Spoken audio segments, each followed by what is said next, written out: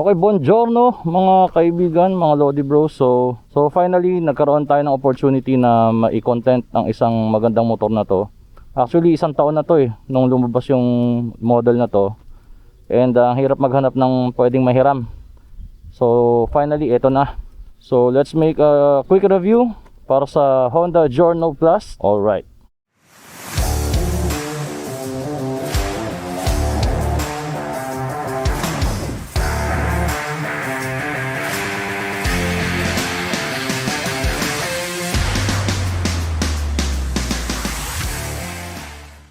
So ayan, isang quick ikot gaya ng lagi natin ginagawa para ma-appreciate natin yung overall looks ng motor.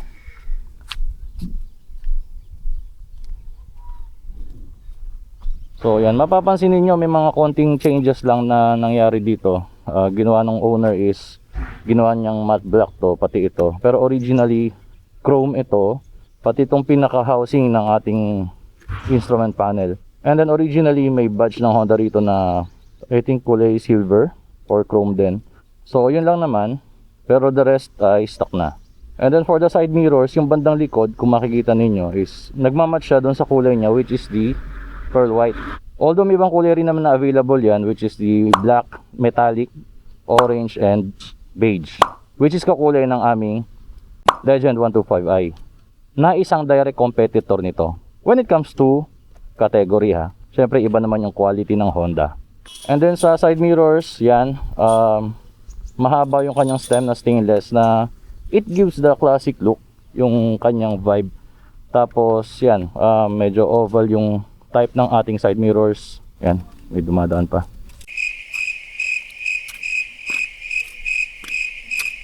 And then dito sa may bandang gilid, nakalagay is Giorno na chrome din, na may nakalagay na plus. Actually, yung nirelease sa Pilipinas, talagang mayroong plus daw talaga na nakalagay. Pero sa ibang bansa, wala naman. And then, ito yung kanyang plastic cover sa kanyang pipe. So, mukhang maganda yung quality. Mukhang matigas na medyo may pagkamakunat. And then, dito sa likod, ito yung sinasabi natin na ganyan talaga yung original na kulay nung housing ng ating instrument panel. Pero yun nga, binago kasi nung owner. And then, yung fender sa likod, merong reflector. At sa ilalim dito, andyan yung ating license plate light. And by the way, dito sa may gilid mga Lodi Bros, yan, meron siyang lalagyan ng phone at mga ilang mga small items na pwede mong isalpak dyan, like gloves, pwedeng lalagyan ng wallet para medyo mas mabilis kang makaka-access kung kailangan mong bayad sa toll gate or magpapagas ka, dito na lang dukot mo. Yun nga lang, wala siyang lock. So wag ka rin mag-iiwan ng mga gamit dyan kapag magpa-park ka sa mga mall or any public areas or places. And then meron tayo ritong hook na pwedeng sabitan ng ating mga pinamili like groceries, or pwede ring lalagyan ng mga bags na maliliit para at least mas secured at hindi gumulong-gulong kapag bumabangking ka, di ba? Pero dito wala siyang hook. And then for the seat, meron tayong nakalagay dito sa likod na Honda na kulay brown na may stitching dito na nagbibigay ng mas premium look. At kamatch niya yung kulay ng ating handle grip. So kung i-feel mo yung upuan, medyo may katigasan. So ibig sabihin matibay to. Kahit mabigat yung nakasakay, hindi basta-basta lulundo. So by the way, keyless na ang ating motor. So hindi na kailangan ng susi-susi. At least 2 meters away from the bike. So maabot na ng sensor yung key fob. Ang kagandahan dito, meron na rin siyang anti-theft alarm, which is very important din kasi syempre may iwasan natin yung mga nakaw-nakaw na yan. So pipindutin mo lang to, yun, may narinig kang tumunog. So kapag nakaramdam ng vibrate yung motor, so yan, mag-iskandalo siya. So around mga 10 seconds mag-off na rin siya. Pero kung gusto mong i-off agad, so pindutin mo lang yun. So para ilak natin yung motor, so push, tulak mo ng ganyan. So ayan, secured na yung manivela. And then para i-unlock, push, and then yun, may maririnig kang click. And then isa pang pihit para papunta ka sa seat fuel. Ibig sabihin, kung i-open mo yung seat or magkakarga ka ng fuel, so pipindutin lang natin yan. So ayan na. So pindot dito, fuel. O yan, parang pintuan ng MRT ano, astig. Ang fuel tank capacity pala nito is 5.4 liters. And then mag-average ito sa research ko ang mga 47 kpl. So i-multiply mo lang siya sa 5.4, that's around 250 km range. So pwede na rin. Hindi man masyadong malaki yung tank nito, pero dahil medyo matipid naman siya, malayo-layo na rin yung mararating mo. At ang kagandahan dito, may gulay board pa rin. So yan yung lagi ko hinahanap sa mga scooters. Napakalaking pakinabang talaga niyan. So i-check natin ang under seat storage or yung U-box. So isang pindot and then ayun na. So this is a 30 liter capacity. At napakalaki niya. Oh. Hanggang dito ko. I think and I'm sure kasyang-kasya rito ang isang helmet na standard, tapos pwede ka pang maglagay ng isa pa na siguro medyo maliit lang na shell na half face. Siguro lang pero for sure kasyang-kasya rito isang malaking helmet. Tapos dito makikita mo yung reserve mo na coolant. So pwede mo nang silipin kung kailangan mo na mag-refill. Alright. And of course, meron tayo rito mga helmet hook. Dalawa kabilaan. So bukod sa pwede mo ilagay dito, meron ka pang isasabit dito. Tapos may mga tools tayo dito. So dito yung isa. Tapos dito naman yung mga siguro mga documents mo. Tapos ayan, meron dito yung combination ng flat and yung cross na screwdriver. So that's it for the U-box. So for the engine, we have 125cc liquid cooled fuel injected 4-stroke 4 valves. Yan ang maganda rito. Hindi kasi lahat ng mga gantong displacement ay merong 4 valves. So meron siyang dalawang intake, dalawang exhaust na nagbibigay ng mas magandang response ng engine. Kumbaga sa tao, imbis na dalawang butas ng ilong mo, 4. Tapos meron pa siyang ESP Plus or Enhanced Smart Power Plus na nagbibigay ng mas smooth na acceleration plus fuel economy. Dagdagan pa na single overhead cam lang to, kaya talagang matipid. At dahil scooter, syempre mated siya sa CVT. Meron pala itong 11.4 horsepower at 8,750 RPM and 11.6 Newton meters of torque at 5,250 RPM. So medyo mataas-taas no, kasi kung i-compare mo kay Bergman EX, nasa 8.5 horsepower lang yung Bergman and 10 Newton meters of torque. So makikita mo talaga may difference doon pa lang sa paper. So for the rear tire, we have 110/90/12. So parehas naman D12 yan sa harap at likod. Ang brand niya is Duro. Hindi ako masyadong familiar sa Duro, pero based sa pagkakagamit ko kanina, yung feel ko makapit naman siya. At meron tayo ritong single shock sa likod. Pansin ko lang rin kanina habang tinry ko lang to, medyo matagtag lang siya. So mas maganda lang siya i-banking kapag medyo stiff yung suspension. Nabawasan lang ng konti yung comfort side. And yun lang, mapapansin nyo wala siyang kickstarter. And for the brakes, yung typical lang na drum brake na merong na-adjust lang dito. Yan. And then dito sa front, we have the typical na telescopic fork na merong single disc brake, tapos meron siyang single pot caliper na Nissin. Wala siyang ABS, pero at least meron siyang CBS or combi brake system. Ilang beses na rin natin na-explain yan, na kapag pumiga ka ng brake lever sa left, which is the rear brake, automatic pipiga na rin yung nasa kanan para sa front brake. So at least magiging mas balance yung stopping mo. Dito naman sa harap, 190/10 ang tire size. So isa rin sa magandang feature na meron dito na hindi lahat ino-offer ay yung brake lever lock. So napakahalaga niyan kapag gusto mong nakapiga ka lang sa preno habang nakastop ka na medyo hindi pantay yung kalsada, lalo na kung paahon. Ang seat height ng motor na to is 780mm. Hawig na hawig sa Bergman ang pakiramdam kapag nakaupo ka rito. Ang taas ng motor. Kung ang height mo mga 5'2" below, mahihirapan ka rito. 5'3" hanggang 5'5", medyo tiptoe ka na. Pagka mga 5'6", medyo mas madadalian ka na pero hindi pa rin sobra. So I suggest kung medyo nandun ka sa shorter side, upuan mo muna sa kasa bago mo bilihin yung motor. Baka kasi mamaya mahirapan ka. Tapos medyo mabigat yung motor, 116 kilos. Para magkaroon ka ng idea, ang Bergman EX is 112. Medyo mabigat na nga siya kung ikukumpara sa iba. Tapos yun, same sila ng seat height. Tapos mas mabigat pa to. So baka medyo mahirapan ka kung hindi ka katangkaran. Pinakasolusyon mo, tabas upuan. Pero sayang And then grab bar na napakalapad, madaling hawakan, medyo makapal. Maganda rin yung finish niya. Ang maganda rito, mas mataas ng konti yung upuan kaysa sa bakal. So in case lang na yung angkas medyo malaki, hindi ka masasaktan dahil hindi tatama yung puwet mo agad-agad dito sa mga bakal na to. Kasi nga, angat na angat pa yung upuan. Okay, instrument panel tayo mga Lodi Bros. So yan, yung susi na yan, yan ang nag-i-indicate na activated yung motor. So isang pihit. Oh yan. So familiar sa inyo tong instrument panel na to, no? Which is the Click 125. So nakapag-vlog na rin tayo niyan, check nyo na lang. So inverted siya. Para sa akin sobrang simple lang, okay lang. Pero kapag medyo maliwanag, para sa akin ang hirap nakita ng display. Mas gusto ko yung normal lang na instrument panel, yung hindi siya yung ganito na inverted. Anyways, dito sa gilid, fuel indicator, speedometer, may clock dito sa taas, odometer, and then yung average fuel consumption dito sa baba. Tapos kung pipindutin mo tong select, so trip A, tapos trip B, and then trip A average fuel consumption. Then meron tayo ritong voltmeter, and then total. Then dito sa kabila naman is yung set button.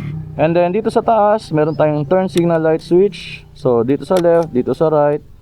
And then yung sensor indicator dito. And then high beam dito, wala lang tayong passing light switch. Pero kapag mag high beam ka yan. And then check engine indicator dito. And then temperature. Tapos yung idling start and stop system indicator niya kung naka-activate. And then yung battery indicator dito. Tapos may sensor dito. Alright. So to the right, meron tayo ritong brake lever na yan. Goods na goods naman. And then high beam, low beam, busina, typical Honda. Yan, tapos turn signal lights. Yung mga switches niya masarap sa feel eh. Kumbaga makikita mong dekalidad din naman talaga. And then idling start and stop dito. So ang purpose nito, kapag na-traffic ka, automatically mag-o-off yung motor mga around 5 seconds. Tapos kapag na-green light na, arangkada ka na, hindi mo na kailangan pindutin ulit yung electric starter. So automatic, pag piniga mo yung throttle, aarangkada ka na. So sabi ni Honda, mas makakatipid ka raw once na naka-activate yan. So depende sa'yo. Pero sa akin in-off ko yan. Kasi ayoko nang off yung engine every time na mag-stop ako eh. Alright. Sound check. Honda Giorno Plus 125 stock exhaust. Yun. Tahimik. So silent starting system din siya. Pag in-start mo, hindi nagkakalansingan. Sound check.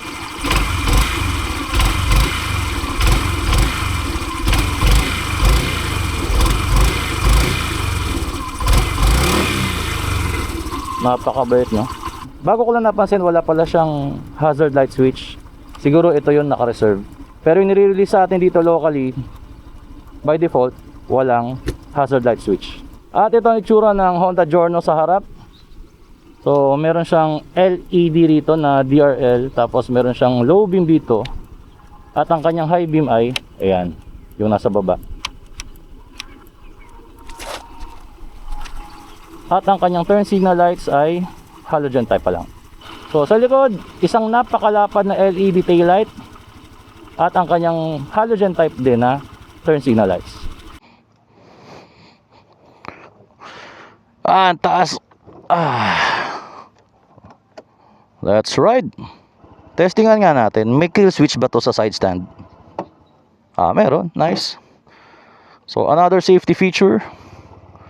Let's go. Ang taas.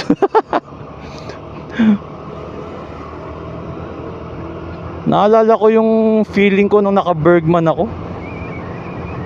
Pasensya, madalas ko nababanggit yung Bergman kasi medyo tumagal-tagal din sa akin yung Bergman EX before ko binenta. Naalala ko yung ganong pakiramdam, ang taas. So dito tayo, testingan natin yung kanyang suspension. Okay, yon. Medyo nasa steep side nga siya. Yung ginagawa ng mga to. Nani? Anong nangyayari sa mundo? Dami ng problema eh, dumagdag pa. So going back. So I can say na ang engine ay smooth as usual, Honda. Tapos responsive, kunwari ganyan, oh, tiga. Ikaw ba naman ang magkaroon ng ganong kataas na torque eh?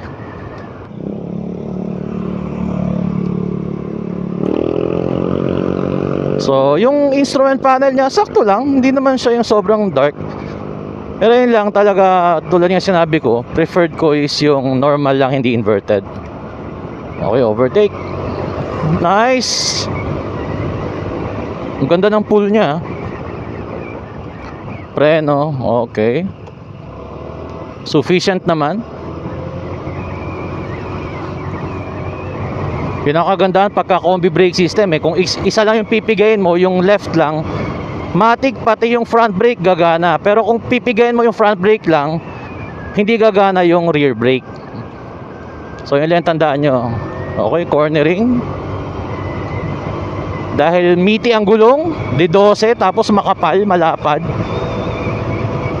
Ang ganda rin ng kapit niya.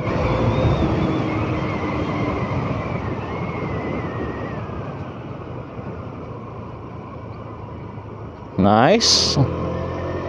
So yung busina sakto lang din. Hindi naman sounding na cheap, pero you can still upgrade. Pero para sa akin sapat na yung lakas niya. May mga iba kasing motor na hindi masyado malakas yung busina, yung ano nila, yung stock nila, parang tunog e-bike. Okay. Brake test at 60.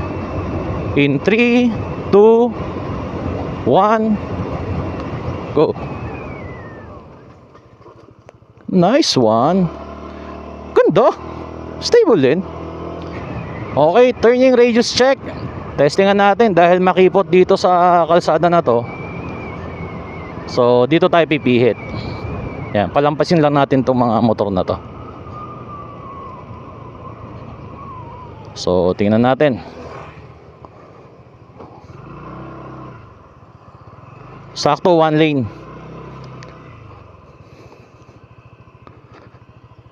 Giorno plus acceleration test in 3, 2, 1, go.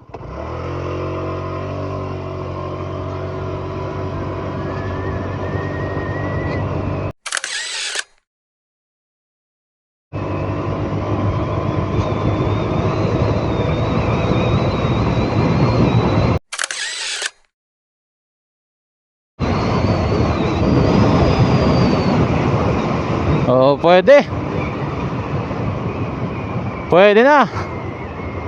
So, ang claim top speed nito, makikita nyo sa screen. Yan.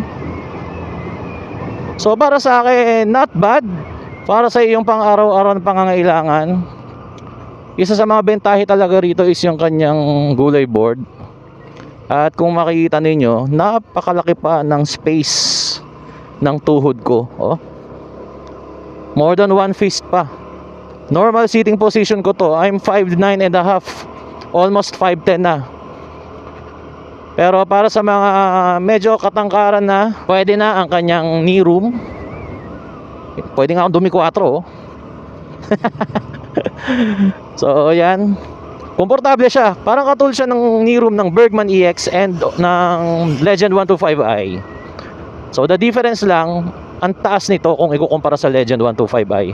So try naman natin yung idling start and stop system. Ilang seconds after mo huminto bago siya mag-off. Okay?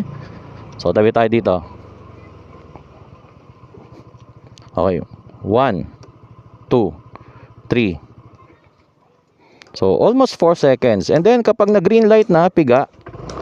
Alright. So may mga questions din like, parehas ba to ng engine ng Click 125? So yung platform, similar sila. Okay, halos parehas. Basically, almost the same engine. Pero ang difference lang, nagkaroon ng konting upgrade sa valves ang Honda Giorno na to. Kasi ang Click 125 ay 2 valves lang.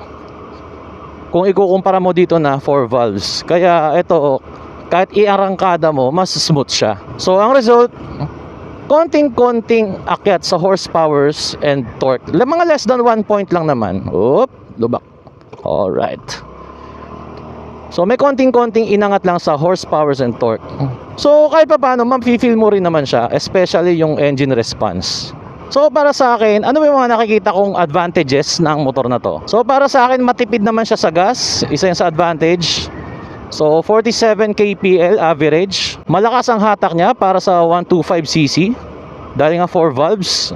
Bihirang-bihira ka makakita ng 4 valves na 125. Maalala ko, yung mga ganyan, nasa mga Raider yan, tsaka Sniper mga bigger displacement. Syempre hindi mo pwedeng baliwalain ang kanyang premium looks, isa sa mga pros niya.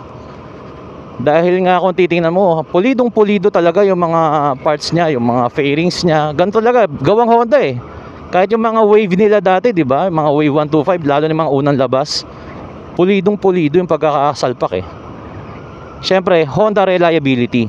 Pag sabi mo Honda, so isa yan sa mga inaasahan at maaasahang mga brands. Tapos meron pa siyang malaking U-Box, 30 liters. Ang laki, ang dami mo may lalagay. Kahit malaking helmet, kasyang-kasya.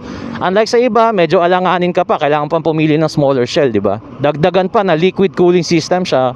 Although 125cc, hindi naman talaga siya requirement dahil hindi naman mainit masyadong makina kapag 125cc. Pero still, nilagyan pa rin nila, di ba? So, dagdag peace of mind. And syempre, keyless pa siya. So dagdag pa rin yan sa ease of use. Plus para sa akin konting-konti na lang yung idadagdag mo. Kung ikukumpara mo sa competitors price nito, yung mga competitors nito nasa 94,000 pesos Pero itong motor na to nasa 101,900 pesos. Konti na lang din. Pero mas marami siyang may i-offer sa'yo. So ano naman yung mga cons nito para sa akin? Yun pareho. So ang cons nito para sa akin is medyo mahirap sa ngayon daw humanap ng mga stock dahil mabenta siya. Tapos medyo limitado lang yung mga stock sa dealer. So mag-aantay ka pa. Siguro depende sa lugar. Lalo na rito sa amin sa Puerto Princesa, binabarko pa So yun, possible. Depende sa area na yun yung mga cons niya. Pangalawa, kapag medyo shorter rider ka or nasa shorter side ka, medyo mataas talaga yung motor. So kapag bibili ka nito, testingan mo muna ang upuan sa kasa nang hindi naka center stand. Okay? Then pangatlong cons for me is yung kanyang timbang. 116 kilos curb weight. So medyo may kabigatan nga ito. Tapos kung mataas yung motor, tapos less than 5'2" ang height mo, may konting struggle doon. So yun lang mga iilan na mga cons for me. Pero para sa akin, hindi naman siya deal breaker. Depende na lang sa titingin. So the question is, para kanino ba ang motor na to? Kung ikaw yung tipo ng rider na naghahanap ng bagong motor na medyo mas premium looking kumpara sa mga karamihang makikita mo, eto yun. Kasi hindi siya masyadong common yung itsura. Oo, maraming mga retro style na mga scooters dyan. So alam nyo na rin yung mga binabanggit ko. Pero for me, isa to sa mga premium looking. Hindi lang siya basta-basta retro style Iba kasi pag sinabi mong premium looking, medyo mas social, mas pinag-isipan yung mga detalye, mas pinag-effortan, at mas ginastosan para sa akin. So Honda Giorno, mas premium looking siya. Pangalawa, kung gusto mo yung motor mo hindi common na kahit saan ka pumunta, yun na lang yung mga makikita mo paulit-ulit magkakamukha ang mga motor nyo. Itong motor na to hindi. O kita mo naman pare-parehas na lang halos yung mga motor na kanina pa natin nasasalubong. Giorno parang isa pa lang yung nakita natin nakapark pa. So kung gusto mong motor na premium looking tapos hindi common, tapos daily commute ka at gusto mo ng maraming mailalagay plus may gulay board, di ba? Mabanggit ko na rin pala, may charging port dito sa loob dito sa compartment na USB type. So no need for adapter. So ang ganda, di ba? So maglagay ka na lang dito ng lalagyan ng phone. So pwede mo rin ito panghanap buhay sa araw-araw habang ikaw ay pumapasada or nagde-deliver ng parcel. Hindi ka rin malalobat kasi meron na siyang charging port na easy access. Alright? So yun nga, gulay board, napaka-importante niyan. Lalo na kapag pinanghahatid mo sa misis mo, sa anak mo, ginagamit mo pambili-bili sa pamamalengke. Pero kung naghahanap ka ng motor na medyo tight ang budget mo, so hindi para sa'yo to. Medyo nasa expensive side na to para sa 125cc Tapos kung naghahanap ka ng motor na magaan, so hindi magaan tong motor na to, 116 kilos para sa isang 125cc. Medyo pag-isipan mo, lalo na kung kino-consider mo is daily driving tapos matraffic sa lugar nyo, tapos hindi ka pa masyado matangkad. Kung makikita nyo, saktong-sakto lang ang pagkakalapat ng paa ko sa floor. 5'9.5" pa ako niyan mahaba pa yung binti ko niyan. Eh how much more kung ang height mo is 5'3 lang, tapos buka ka pa dahil lapad ng upuan. So may konti talagang struggle dyan. So soon, gagawa natin ng content comparison between the four. Legend 125i versus Fazio 125 ng Yamaha versus Suzuki Access 125, and of course the Giorno Plus by Honda. So maraming salamat mga Lodi Bros sa inyong panonood. And kung meron kayong mga gusto idagdag, feel free to comment sa ating comment section. Shoutout pala kay Sir Peter. Yan, Peter Car Rental and Motorbikes. Kung gusto niyo magrenta ng mga iba't ibang mga motor, hindi kasama to ha, personal niya to.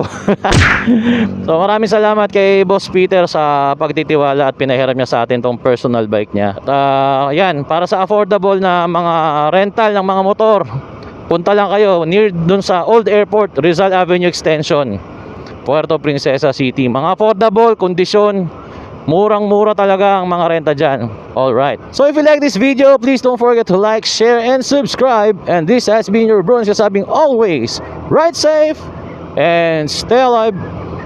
God bless.